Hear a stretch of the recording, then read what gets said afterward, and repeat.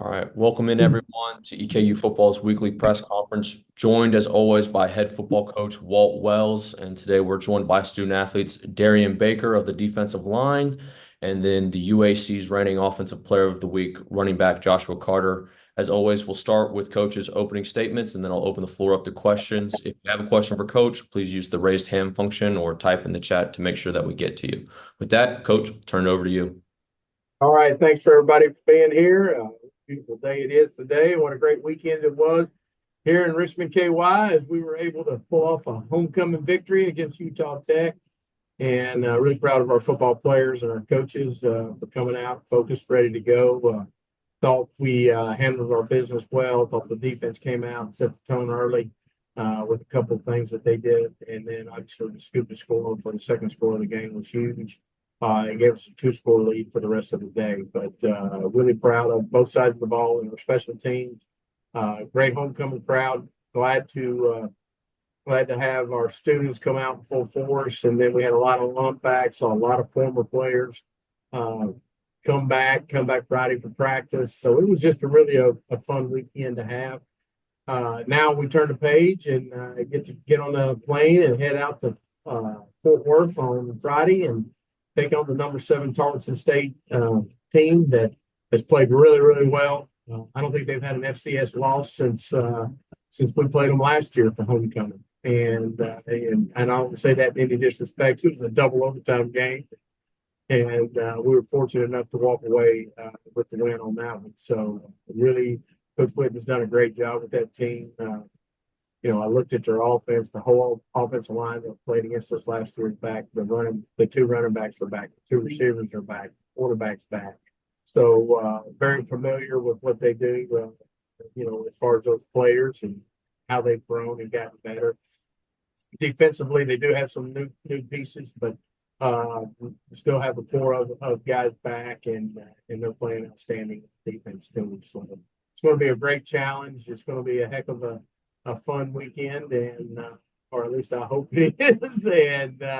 And so looking forward to a good time FCS college football game. With that, I'll open it up to any questions.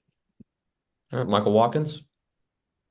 I was out there at the adult tailgate area, if you want to go with that. But just seeing a lot of faces that I haven't seen in a while either. With you being busy with the game and everything, did you get a chance to sneak over there and maybe catch up with some guys that you hadn't seen in a while? Well, some of it I do, and some like on Friday, Tough Willem came by. You know, Myron Guyton came by. Chris Guyton came by. Jesse Small came by. You know, I saw Horst Miller at my luncheon on Thursday. Gosh, I'm leaving people out. The regulars, were there, and so that you see every weekend, and then guys that just I haven't seen a guy named. I said this in my post game press conference. Gillespie, I hadn't seen Gillespie since he walked out the building here, and I left and went to Western and blah blah blah blah, and but we're getting ready to run down the hill. I hear somebody screaming my name, and I look over and it's him and his wife. And, they've got grown children now, and this, that, and the other. So I think it's just special. It's fun to see. It's something that is really unique and special to EKU because of all the tradition that comes with it, and so many players have played for Coach Kidd, and they want to come back. And I was fortunate enough to work for him for 6 years, and then Coach Hope's still around, and his group comes back, and with Dean for 1 year, but I've known Dean, knew Dean forever, and his crew are coming back, and Coach Elder and then myself, and so it's just good to see all those many players. I saw a couple of guys that played for you as well. I saw Shane Burks, Parker McKinney. I'm sure there were others. What does it mean I to didn't you? see Parker. Parker out there as well. So what does that mean to you to have guys that played for you also come back and continue to support the team and program? Well, I think it tells me hopefully that we're doing things the right way, and that we're carrying on the tradition that is here in the football department, in the football area with EKU football, that it's important to be proud to be here while you're here, and then it's even just as important to be proud to be from EKU when you're not here. and be thankful and grateful. And I think those guys are that. I mean, I talked to Shane, I saw him, I saw Drew Hart, I saw a couple of guys. I probably just missed Parker between those two guys, but it's good to see those men, and I'm proud of them. It's I'll never forget what they did for us, and so I'm glad to have them back. Talking about Josh Carter, obviously he gets the award from the UAC this week. Uh, when you look at what he's done this year, how impressive has he been to you? Because there's been some, I mean, obviously had season high, career high for himself this week. So talk about him and what you've seen as his maturation from last year splitting carries, obviously this year splitting carries as well, but still being that main guy in the backfield. Well, I think the biggest thing you notice is he's getting more of the load, and he gets stronger as it goes on. And I really believe that Josh brings the element of toughness to our offense. And I mean, I think you saw that with his tackle on Saturday. But I mean, I don't want to just use that as. I mean, he's carrying guys, on the second level when he gets hit. He's carrying guys on the third level when he gets hit, and he's never really just goes down on the first hit. He does sometimes. I mean, because of the hit and how it comes at him. But he's just been a great leader for us. He's been a great voice for us, and he shows an enormous amount of toughness in my opinion. And I go back and watch the tape from last year. He broke up a 30 or 40-yard run for a touchdown. Forget what the word was. I don't pay attention to that as I'm watching the film, but he's got the ability to do those things, but he's got the ability to get the tough yards. He's improved catching the ball, which is really big, and he's just becoming an all-around back. This league's got tons of great backs, and I think Josh is right up there. For me, you talked about all the guys that Tarleton State comes back. Can you use a similar game plan that you used against them last year to get that win, or when you go back, is there some things you're going to have to change up with? Because obviously your all's personnel is a lot different than what you guys had last year as well. Yeah, we don't have the same people, and so no, our game plan will be what we are doing now and how we're approaching things now and the tweaks that we'll make going into it. But it was a no, yeah. I mean, we'll probably draw because they've got the same coordinators, we've got the same coordinators, so both of us will draw from last year's game just to see who we were last year. But other than that, that's probably the other thing that's the same. Glad you got a win on your 70th birthday. Congratulations. On my 70th, thank you. Don't tell my mom. John Little of Tarleton State's broadcast team. John. Yeah, with ESPN Plus. Thanks, Coach. What makes Tarleton in their offense, as you being the defensive mind, what puts you in a quandary heading into this one?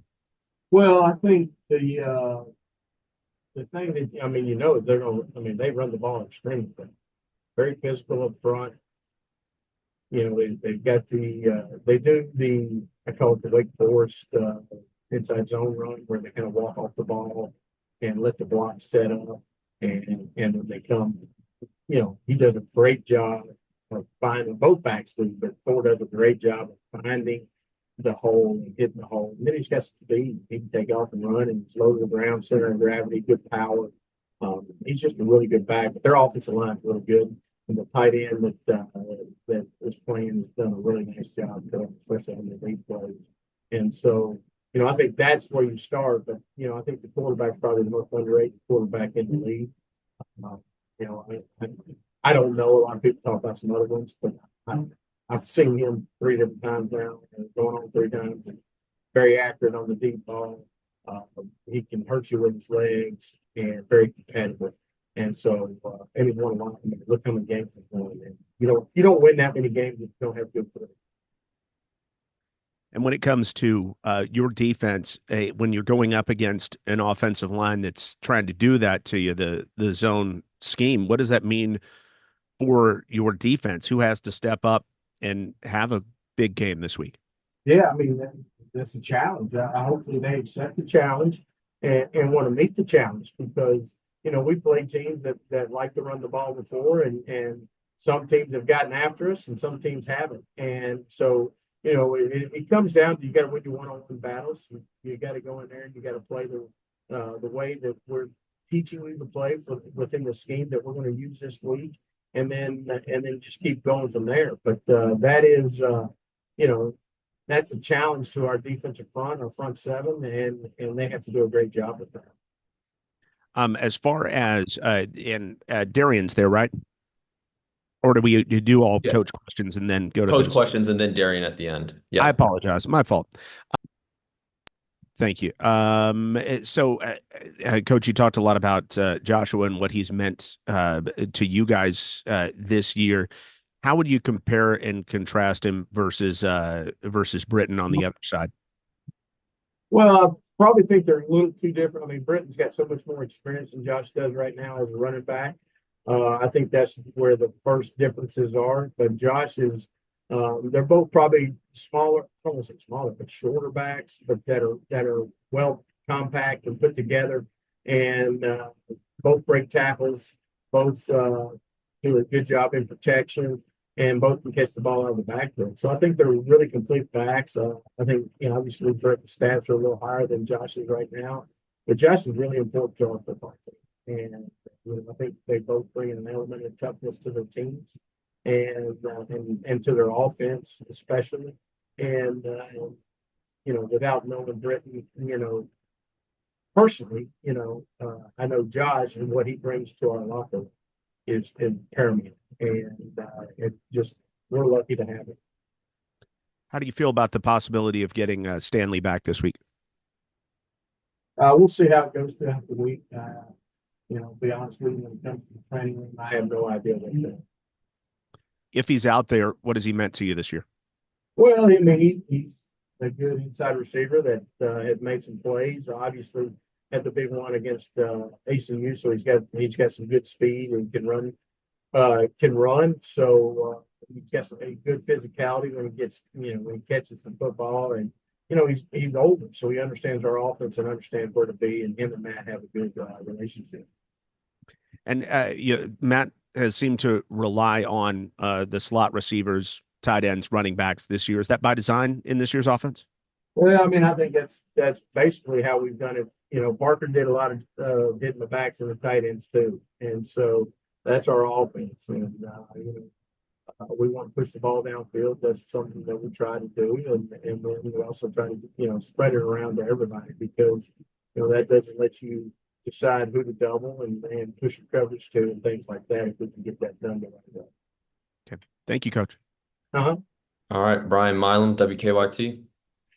Coach, to get a win, but to also get what felt like, at least by the score, 2 or 3 score lead, a comfortable win to where you got some breathing room for the first time in a couple of weeks. How nice was that, just to alleviate some of the stress of a down to the wire ball game? Well, I mean, especially in a conference game, and that team, they haven't won a game, but they also have improved every week. And I think Coach Anderson's got them where he's wanting them to go, but it's his first year, and everybody knows usually in your first year there's a lot of things you got to do. So for us to get that 2-score lead, especially with way we got it with our defense with the strip sack, scoop and score, it meant a lot to our whole team, because now you're scoring in a different way, and you're stealing a possession in a different way. And so then once we got up, we're able to stay up. I think it motivated our defense to keep it that way, and it motivated our offense in the second half to come out in that first drive and go down the field and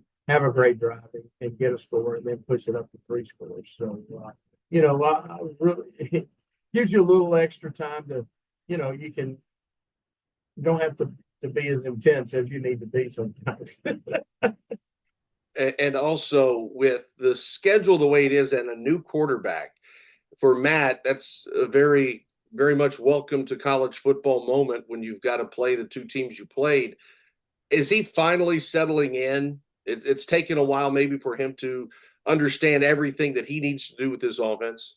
Yeah, I mean, I think that's what you're seeing each and every week. And, ACU wasn't a great week for him because we had 3 turnovers, but he bounced back and had 0 this week or this past week. And so I think what you're seeing from Matt is he's got experience in playing, but he didn't have it in our offense. Now he's starting to understand, and him and Andy Richmond, our offense coordinator, are more and more on the same page. And the meetings that they are having are really, now it's more probably instead of Andy just talking, it's Matt suggesting and saying, "Oh, I get it, I understand," and you don't have to go through the whole concepts to make sure he understands everything. And so I think you see that, and I think he understands what we're trying to accomplish and why, and it gives him the opportunity to make more plays. All right. And then lastly, Byron Anderson. Byron, if you're still on the call with your one question for Coach. Yeah. Hey, Coach, thanks for taking the time to visit with us today. I got actually a couple now. Can you talk a little bit first off? I know you spoke about it a little bit to start, but you guys are 4-4 on the season, 2-2 in conference play. Can you just talk about where you see your team going and where you guys are moving into the last third of the season? Well, I mean, we're coming down to the critical points of the season, November. Obviously, everybody wants to be playing their best football in November. And I think, the number one thing for us is we're starting, knock on wood, we're starting to get a little healthier and getting some guys back so that we can have some, give some guys some break in the game. So when the fourth quarter comes around, hopefully we'll have it be a little more fresh. But, I think our team is still in a good spot mentally. I meet with our players board every Monday and probably about 17 guys on that. And we sit down and talk all kinds of issues or positive things that are going on. And obviously try to get a pulse for the team. And we feel like, obviously the win Saturday helped, but I mean, they understand that they have a good self-awareness of who they are and where we got to go and what we got coming around the corner. So, I think they're excited about the challenges ahead. Just one more. You talked a little bit about Kayvon Britton and the season that he's having, but he struggled a little bit at Austin Peay. Still had 100 yards, but didn't have any big splash plays. They held him to 3.5 yards per carry. Have you been able to look at that field? Is there anything that they did that you saw you can take into this game? Well, I mean, there's always things that you can see you think you might know what's going on when you watch a film without knowing their scheme completely. I think everybody understands, what's important to Tarleton, and that's that running back, Britton. I mean, the other one's a good running back too now. I mean, both of them are. But Britton's the guy, and everybody's going to put their focus on him. And that's, what people are going to concentrate on and try to make sure that they understand who the guy that's been winning the game. I don't want to say winning the games for him, but he's the one that, has been the bell cow for him a little bit. And so just watching that film, you see they tried to put a bunch of hats on him. And, when you get all that attention, it's like I tell our offense all the time, guys, there's 2 guys without the ball. One with the ball and one without the ball. The defense has got 11 going to the ball.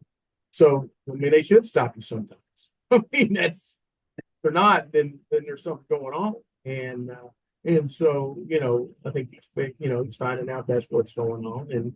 And don't worry. I mean, 100 yards is still a good game. I don't know when. Sure. When we thought that wasn't, but I get it. When he's been averaging almost 200 yards, everybody's like, well, what's wrong with him? Somebody did something, maybe it wasn't all his fault, and so, I've coached offensive line for 25 years. Okay. I mean, those boys got an immense amount of pride up front. I can tell in what they do. And they are proud that guy runs behind them. And you can tell it on film. You can hear it in their voices, and you can see it the way they play for him. And so I have no doubt in my mind that he's going to come and give us his best shot. Thank you, sir. Mm-hmm. All right. Not seeing any more questions for Coach Wells. Coach, as always, thank you for your time. Greatly appreciate it. We'll move into the student athlete portion of the press conference. All right. Thanks, guys. Y'all have a great day. Thanks, Coach. All right. And then if we could get Darrian Baker. Darrian, if you're still on the call, hop in.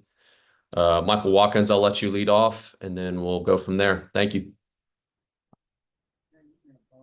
Of obviously some big homecoming games, but what did this one mean to you, getting a win when you guys really needed it the most?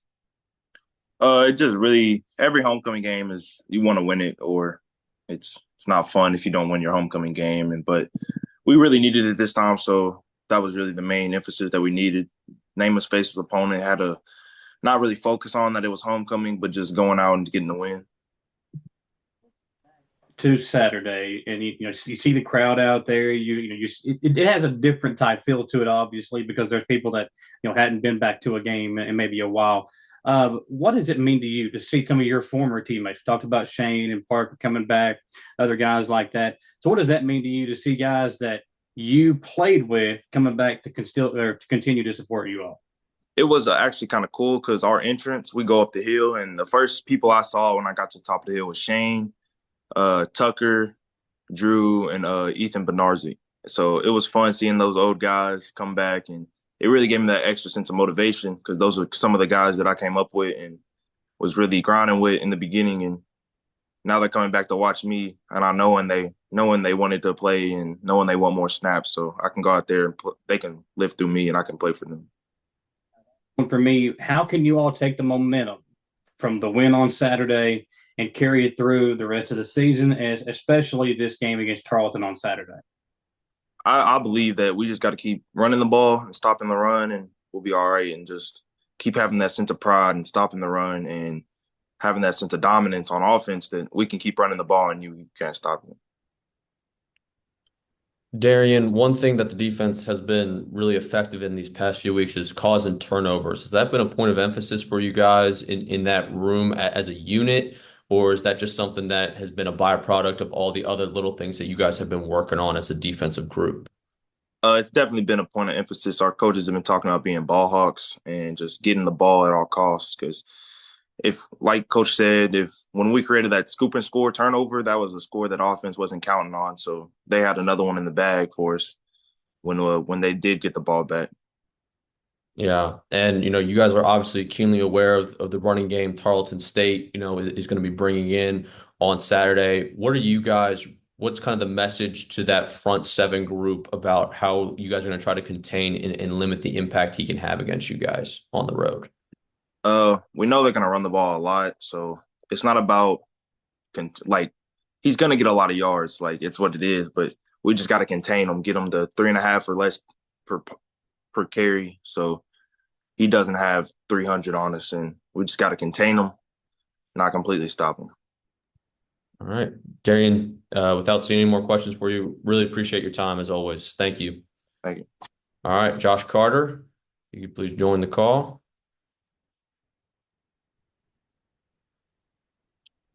Oh, I see him in there. I'm right here. There we I'm go. right here. Oh, there we go. There he is. Got to make an entrance. All right. You know, Michael, I'll let you start with your questions. You talked about the team having now third straight week. You guys get a conference superlative, but the first 2 weeks didn't get a win. So talk about the importance of this win on Saturday on homecoming, and how you all offensively can continue to keep doing what you did in this game this past Saturday.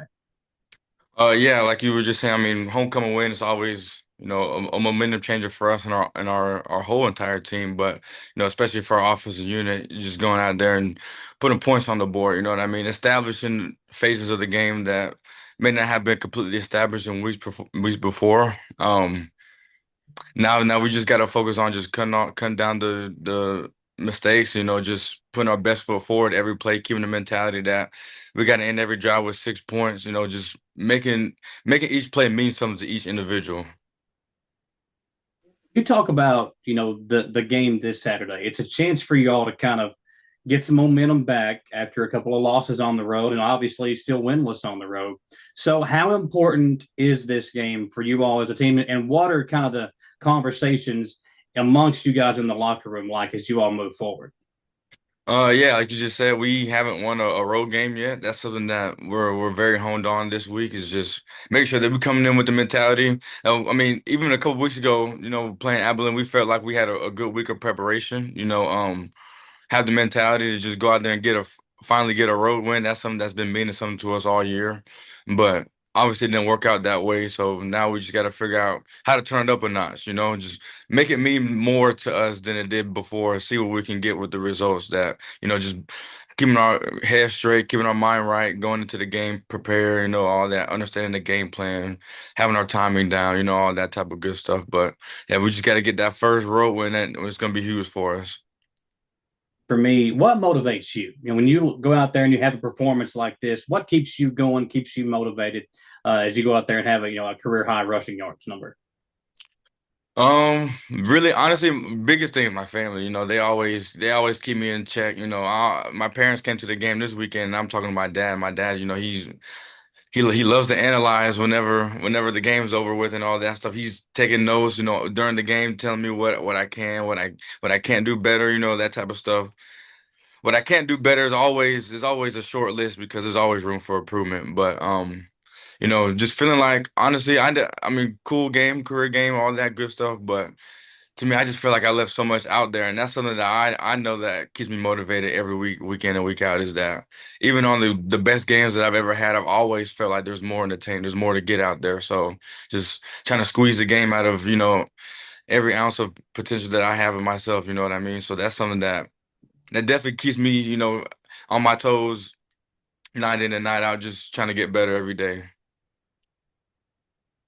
All right. Joshua, thank you so much for your time. Media members, thanks for being on the call today. Game notes will be going out this afternoon, and we'll see you all on Saturday. Thank you. All right.